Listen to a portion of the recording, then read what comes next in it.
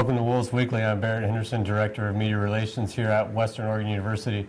Joined once again this week by Brady Bergeson, head coach for Western Oregon men's basketball. Coach, as always, appreciate you for joining us. Hey, my pleasure. Thanks for having me back.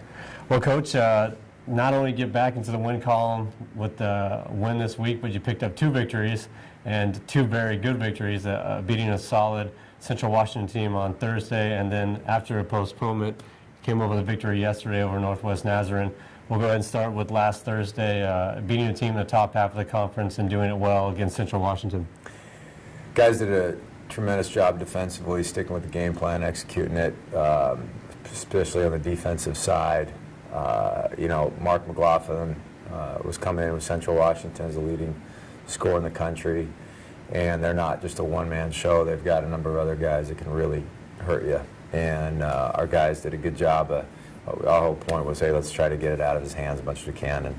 And I thought we were pretty successful in doing that. We still had to guard everybody else and did enough of that to get it done. So I really praise our guys' effort in that defensively. Yeah, held Central Washington to a season low point total, 59 points. And you mentioned Mark McLaughlin.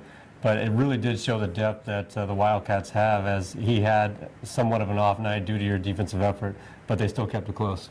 Oh, yeah, and we figured they would, even if we were successful. You know, they've got weapons. Their guards are quick, and they were actually even missing one of their starting guards. But, again, we just tried to stay relentless with it, and we believed in what we were trying to do, and we stuck with it.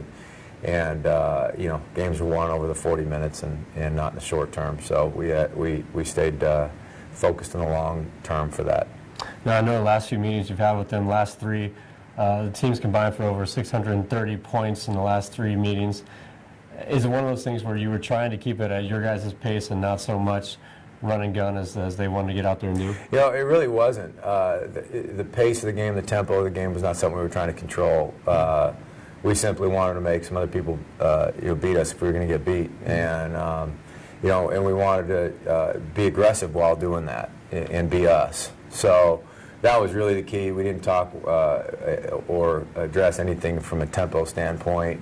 They ran when they could. We ran whenever we could, and there were a few runouts that were, but as it ended up, the score was down. And the possessions were a little bit down, and it did seem to slow the game down indirectly. Now, you guys had a Saturday scheduled game against Northwest Nazarene, ended up getting postponed to yesterday. Talk a little bit about the team's psyche and that you had to wait a couple days to get that game in. Obviously, some extra practice time, but it had to be tough on NNU sitting in a hotel room in Salem for a couple days. Yeah, I assume it would be. It was a weird situation. Obviously, we got hammered with a foot and a half or so of snow on top of the freezing rain and ice. So it was a nasty situation over the weekend as far as the weather goes. For us, I thought our guys rolled with it pretty well. We ended up giving them Saturday off after the game got canceled and postponed to Monday.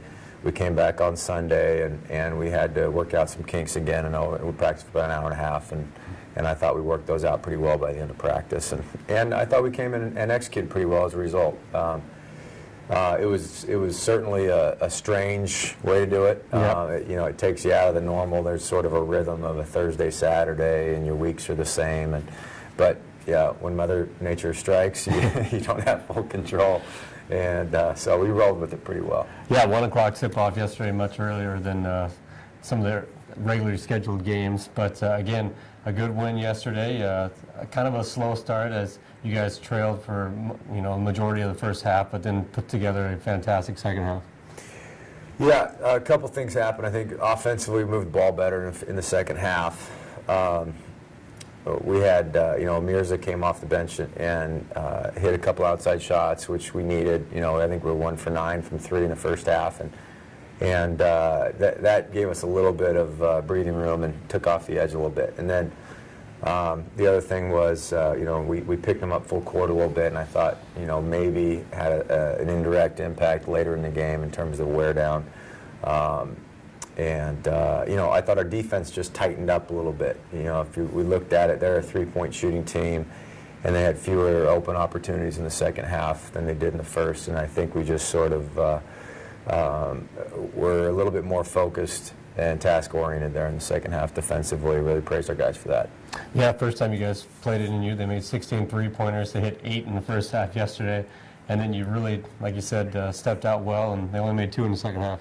Yeah, and that, you know, it's hard to take away, you know, the best thing an A team does. It's the best thing they do for a reason. And again, you know, I think